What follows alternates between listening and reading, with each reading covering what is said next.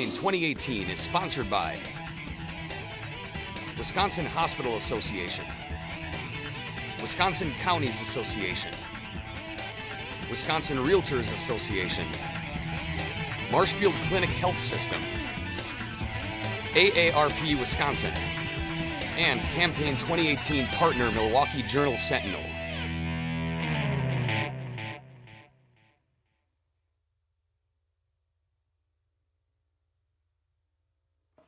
So one thing you both seem to agree on is that you are polar opposite when it comes to candidates, and that there's a pretty clear choice between you. Do you think you helped draw that distinction tonight? Absolutely. It was, I felt that I answered questions that were put out, especially I'm not going to cut Social Security. It's something that people deserve. It's a earned benefit that people have paid into their entire working lives.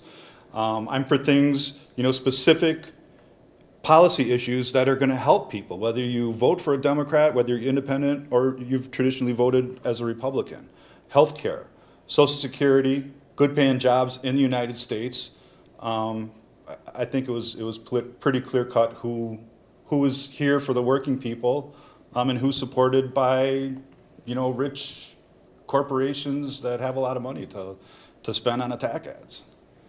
And you were pretty clear out of the gate with your opening statement about some concerns that you have about the race. What message did you want to get across? Well, it's about ideas. That's what people vote for. Let's talk about ideas. Let's not, aim low and start kicking people in the shins. There's enough ugliness already going on in Washington, D.C.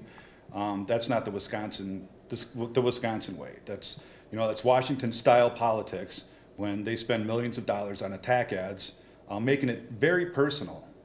They don't, trying to put brother against brother, which is fine for me, because I understand my brother's a Republican. He has the right to express his own views.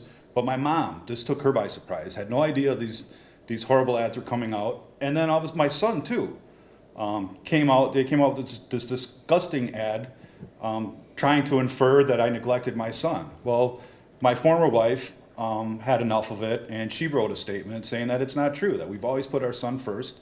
After our divorce, I got a place that was a couple of blocks away from where our house was to be close to our son. We get along really well, and we always put our son first. It was never an issue with her. She understood my line of work as far as getting laid off and falling behind on child support. To have the Republicans come and stir that pot after the issue's already been put to rest, it says that they don't have any ideas to run on. It's all about nasty attack ads.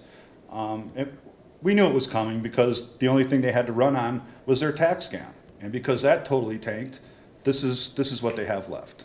It seems like it would mean a lot to win this district for Democrats. Not that they're necessarily counting on it to flip the House, but that it's Paul Ryan's seat. It's been his for 20 years. What would it mean to you if you were able to take over the seat that's been held by?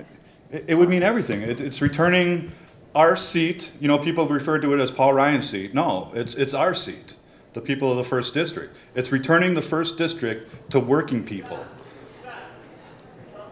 And that's huge. For 20 years, working people have been neglected, and that has to stop this November, especially with all the dysfunction and the corruption going on in Washington, D.C. And Paul Ryan is Speaker of the House. I refer to him as Speaker of the White House. He hasn't done anything to stop it. And there are protections in place, checks and balances, and I'm looking forward to going and putting a check on Donald Trump.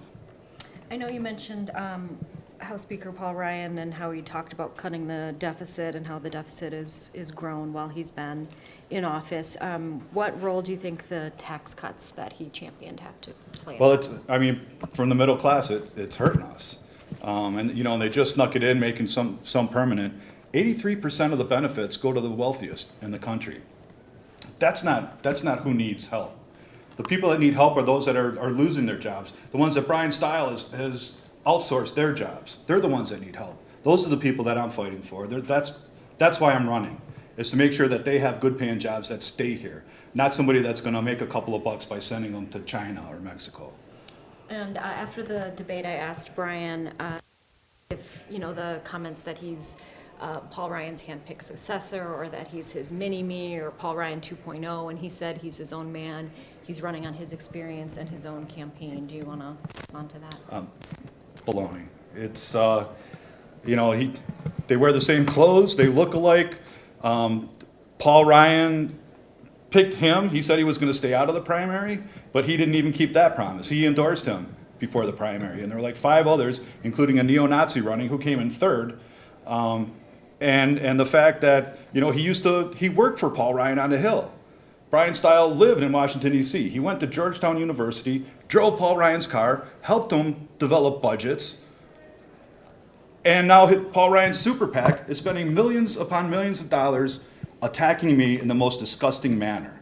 If he thinks he's his own man after all of that, he really has issues that aren't based in reality. Can I jump in here and just ask a question? Sorry about that. No, whatever you want. Okay, just have a follow-up question on the Congressional Leadership Fund ads that you brought up quite often during the debate.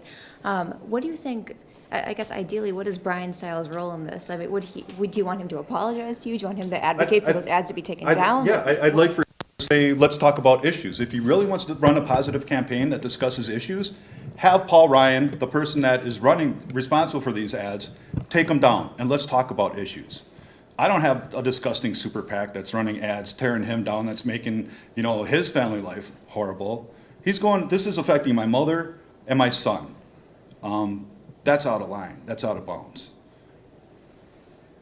Okay, that's all I have. Okay, thank you. Thanks for your time. Thank you. Hopefully you guys both felt like you got a chance to